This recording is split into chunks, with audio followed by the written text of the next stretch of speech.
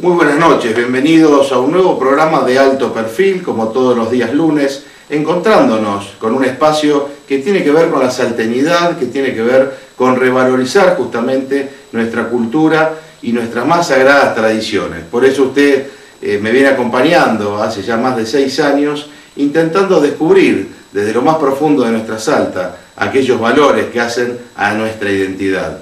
Y justamente en este mes, cuando suenan esas voces quizá más profundas, hablando de nuestras Islas Malvinas, recordando muchas veces esa gesta del 2 de abril, empiezan a surgir cuestionamientos, empiezan a surgir razonamientos y sobre todo empezamos a desentrañar quizás la historia.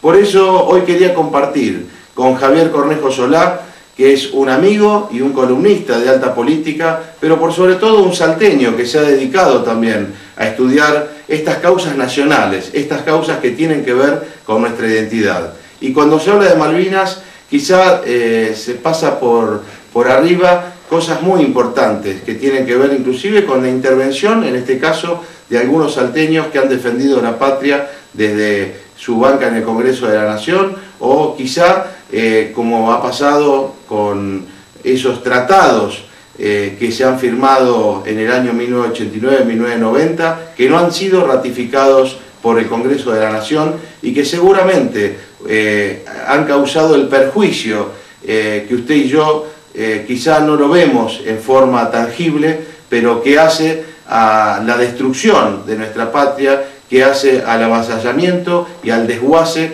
de nuestro Estado Nacional. Por eso en este programa, que es de cultura, queríamos hablar justamente de esta cultura política, de esto que es las Islas Malvinas como algo esencial a la vida de los argentinos. Y tengo un pequeño pasaje del libro justamente de nuestro amigo Julio González, un arquetipo del argentino comprometido, que habla de los tratados de paz por la Guerra de las Malvinas. Y esta sola mención, que me parece realmente valiosa, para que veamos cómo desde Salta, que siempre hablamos de nuestra participación en nuestra identidad nacional, una vez más se ve reflejado en un diputado nacional. Y dice así, Julio González, dice así: en toda la historia argentina, solo una voz se levantó contra esta gravísima vinculación forzosa entre Inglaterra y la Argentina. Fue la del diputado nacional por Salta, doctor Luis Giacosa, en la sesión del 9 de marzo de 1988. Pero esta voz no fue escuchada, solo quedó asentada en el diario de sesiones de la Cámara de Diputados de esa fecha. El serio planteamiento de este diputado no tuvo ninguna difusión y ningún tratamiento posterior, ni político electoral, ni castrense institucional. Nuestro amigo, el diputado Elorio Giacosa, fue la única voz que se alzó. Por eso, señor director, vamos ahora a escuchar alguna mención, alguna referencia de Adrián Salvucci para en minutos más poderlo comentar con Javier Cornejo Solá. Y fue la gran era de, digo grande de una forma sarcástica, de las privatizaciones que llevó a cabo el gobierno Menem, que involucró gas del Estado, obras sanitarias de la Nación, agua, bueno, lo que sería luego todo el sistema de aguas, todo el sistema de electricidad, las distribuidoras de electricidad, empresas de minería, concesión de caminos, todo lo que hemos conocido, que va de la mano de la desregulación del Estado, insisto, la reforma del Estado de agosto de 1989, que es ley, junto con toda la voluntad privatizadora que coincide, para que se vea la secuencia de esto, porque todo esto lo hace Domingo Felipe Cavallo, canciller. Cuando termina de armar toda la estructura política de estos tratados, notablemente el tratado con Inglaterra, Cavallo pasa de ser canciller a ser ministro de Economía, para ejecutar en la práctica lo que habría acordado como canciller. O sea, Cavallo, canciller, tuvo una función estratégica. Cavallo, ministro de Economía, tuvo una función táctica, fue el que permitió que entonces se llevara a cabo, una por una, cada una de las privatizaciones a unas condiciones absolutamente desfavorables para el país, pero absolutamente favorables para esta estructura de poder mundial. Y para redondear la idea, Juan Manuel, creo que vale la pena agregar lo siguiente. Porque esto no ocurrió porque ellos sean malos y nosotros somos buenos o nada por el estilo. En política no hay buenos y malos, hay intereses y hay poderosos y menos poderosos, y el más poderoso siempre saca la tajada más grande.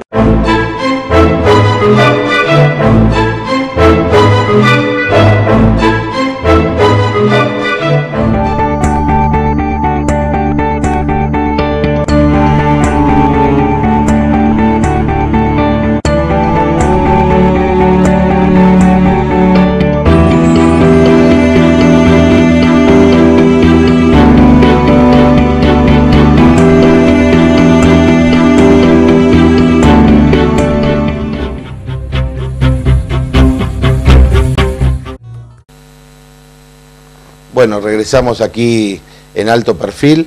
Lo escuchábamos recién Adrián Salvucci. Obviamente riquísima su alocución cuando habla de esto que fue el desguace, de esto que fue la entrega y lo que fueron realmente estos tratados que han sido tan perjudiciales para nuestra nación argentina.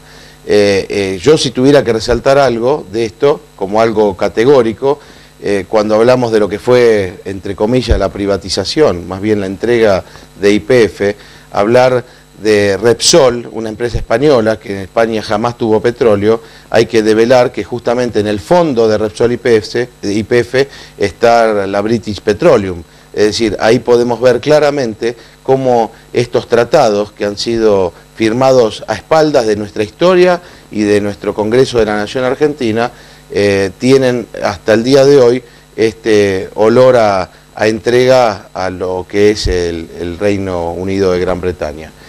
Javier, muy buenas noches y muchas gracias por compartir este espacio. Buenas noches, Andrés. La verdad que como siempre, un gusto poder intercambiar opiniones, máxime en estos momentos de gran tensión teórica internacional en el que nuestra señora Presidente aparentemente pretende poner en la agenda internacional un problema bélico con Malvinas que realmente no es de tal magnitud, sino simplemente es el cumplimiento por parte de Gran Bretaña de la letra de los tratados y acuerdos firmados con Argentina en su momento, en 1990 con el tratado, con el Acuerdo de Madrid, y en diciembre de 1990 con el Tratado de Garantía de Inversiones firmado con los británicos, y en noviembre del 91 con otro Tratado de Garantía de Inversiones firmado con Estados Unidos de Norteamérica. Los ingleses lo que hacen en este momento es simplemente ejecutar la letra de los tratados o de los acuerdos firmados con la República Argentina en forma voluntaria. De allí que el título del libro del doctor Julio González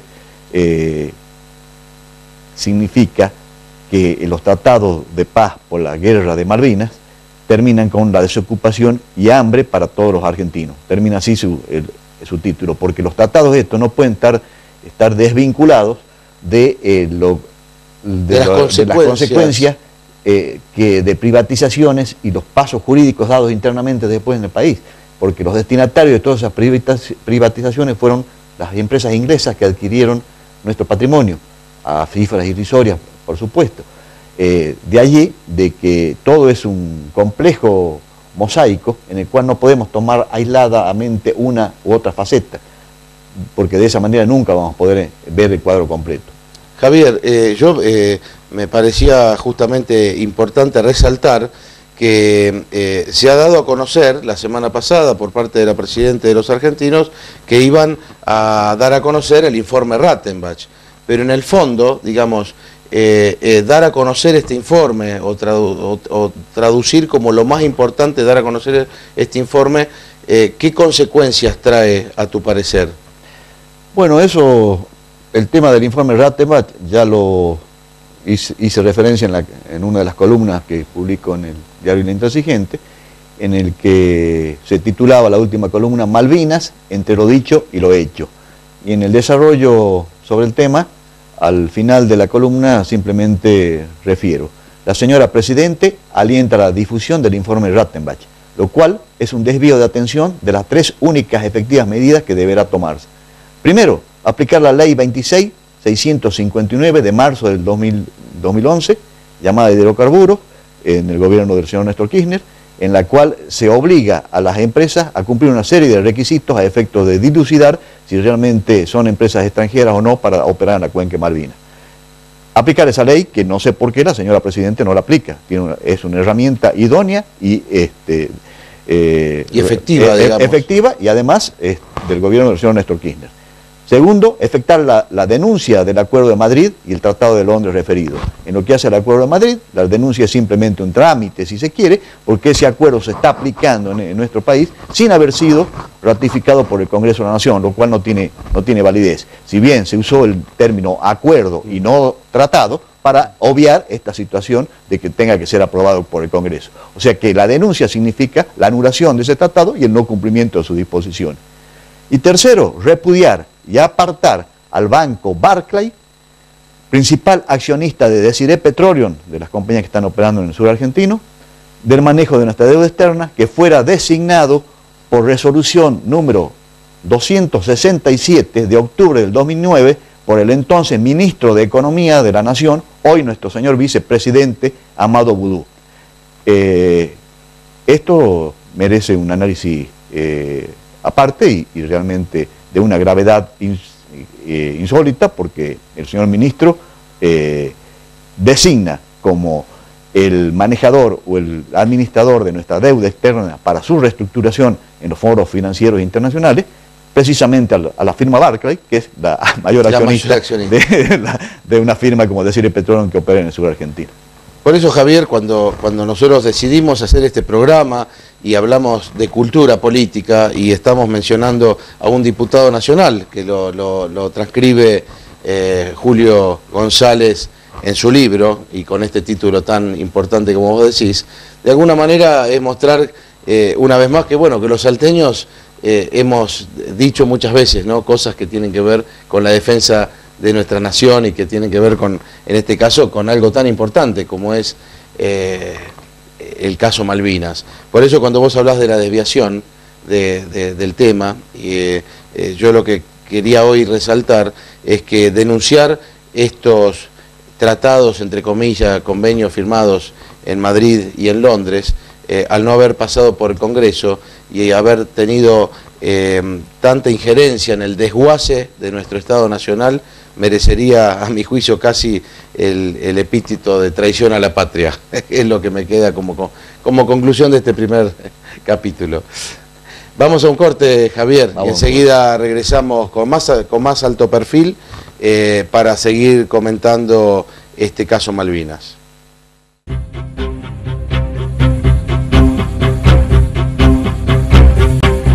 Y continuamos aquí en Alto Perfil con Javier Cornejo Solá, hablando de un tema tan importante como es las Malvinas, llegando nosotros a la conclusión de que esta, podríamos decir, gesta que ha cobrado inclusive tantas vidas de tantos soldados, tantos oficiales argentinos, y que nosotros quizá todavía no hemos sabido valorar en su gran dimensión. Vamos entonces, señor director, a ver la nota de Carlos Busser. Son dos documentos firmados que no tienen el alcance de un tratado entre dos países, porque los tratados deberían ser ratificados por el Congreso de la Nación, cosa que no lo fueron.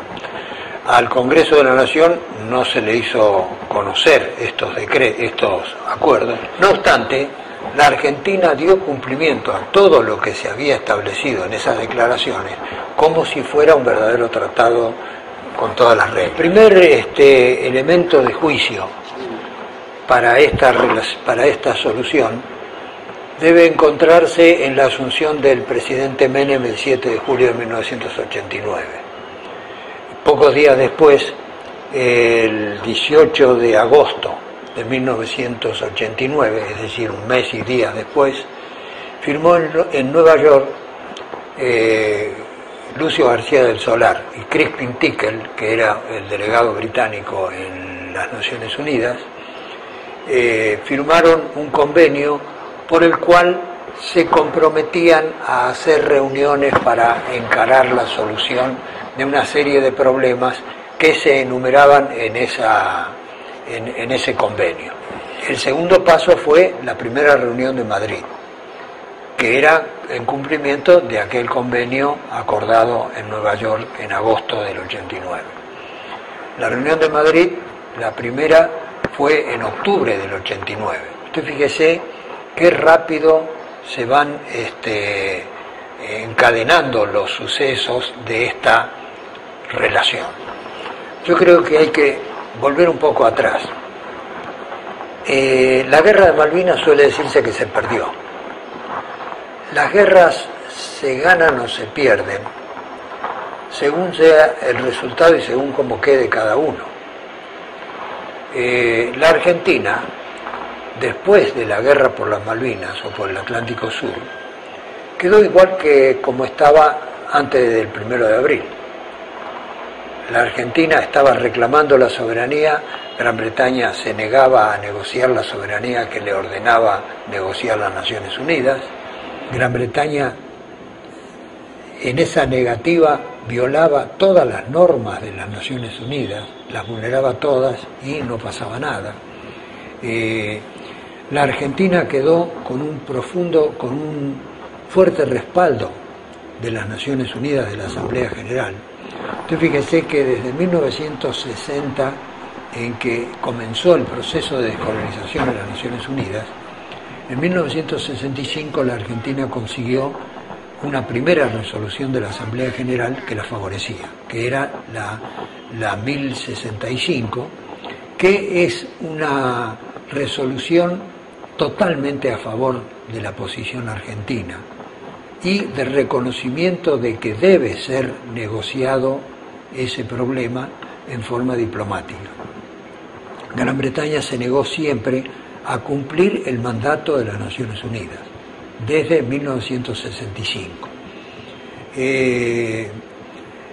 Hubo otra resolución más en 1973, en la cual las Naciones Unidas expresaban, o la Asamblea General, expresaba que su preocupación ante la falta de progreso en la negociación que había pedido que se realizara desde 1965.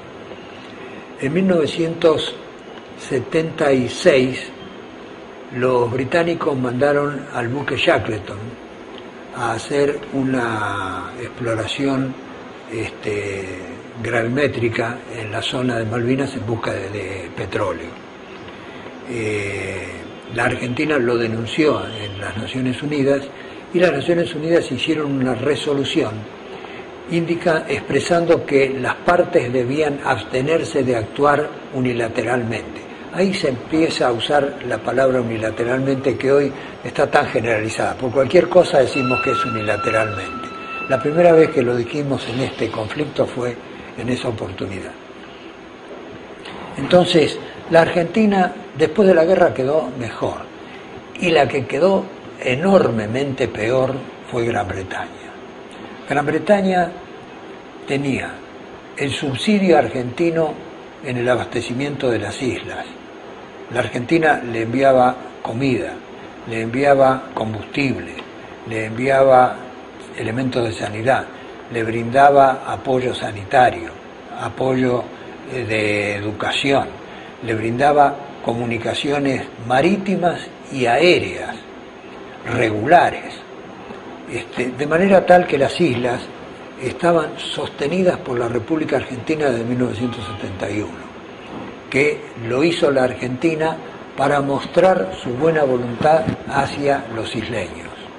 Y el resultado fue de una pobreza total, porque los isleños, movilizados por la hábil acción psicológica británica, no cambiaron ninguna de sus actitudes antiargentinas. La situación de Gran Bretaña después de la guerra fue que de haber tenido una guarnición de 44 soldados y 3 oficiales, pasaron a tener una de 3.500 a 4.000 hombres, más buques de guerra que no tenían ninguno, tenían el Endurance, que era un buque patrullero, militar, pero patrullero. Gran Bretaña se encontró con enormes gastos, porque la Argentina dejó de abastecer las islas, y como Chile y como Brasil y Uruguay negaron el uso de sus puertos y aeropuertos y abastecimientos desde sus puertos, Gran Bretaña tuvo que llevar todo el sostén logístico de las islas para los habitantes civiles y para la fuerte guarnición militar, lo tuvo que llevar desde Gran Bretaña, con lo cual los gastos se hicieron enormes. Para que usted tenga una idea, en el año 1984-85 decidieron instalar o construir un nuevo aeropuerto destinado a bajar costos del esfuerzo defensivo de las islas. invirtieron 600 millones de libras para bajar costos.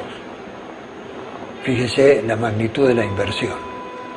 Esa inversión se hizo, se estableció, y hay que tener en cuenta que un aeropuerto de esa naturaleza debe ser mantenido permanentemente.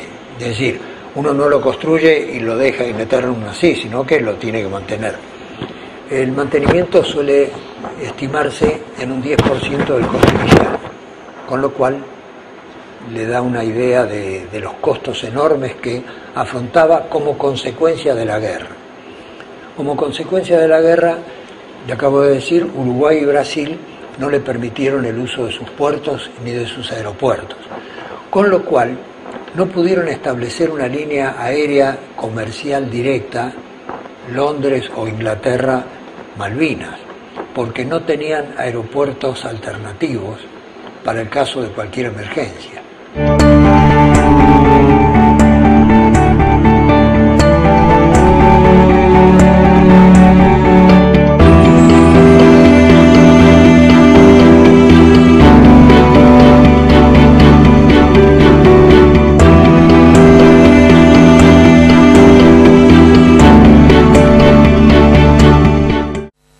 Bueno, ahí escuchábamos al almirante Busser. Realmente creo que sorprendidos quedamos aquellos que escuchamos esta nota por la veracidad y las fuentes con que defiende lo que ha dicho. Javier, quiero también tu conclusión respecto de esto.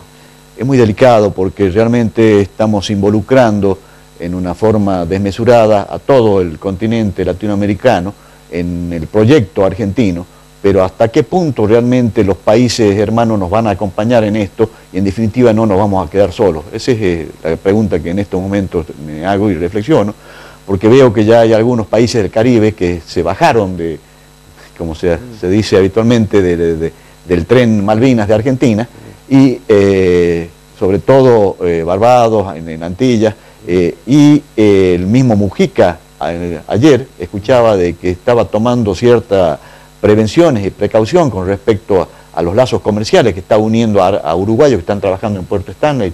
Entonces la cuestión la están tomando con prudencia. En este momento la señora Presidenta está organizando su agenda para el viaje a Chile. Chile es un país en el cual tiene interrelación intensa con el Imperio Británico, que hasta qué punto se involucrará también en nuestro reclamo es para tenerlo en cuenta. Por otro lado, lo que me llama la atención es el silencio total de Brasil, que en este momento Brasil no hace ningún tipo de declaraciones con el tema.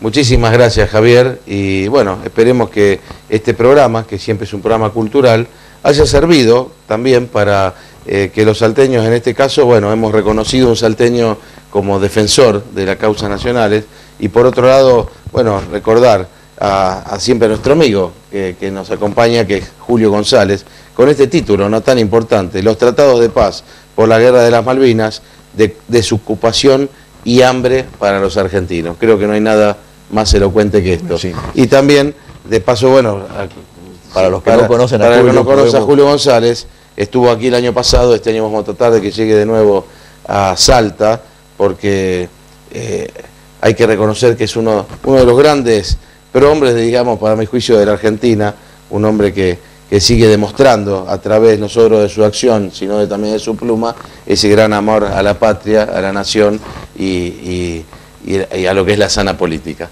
Muchas gracias, Javier. Nosotros nos despedimos, como siempre, saludando a la gente de Orán, Rosario de la Frontera, y a todos los pueblos que a lo largo y a lo ancho de nuestra querida provincia nos acompañan en esto que es Alto Perfil.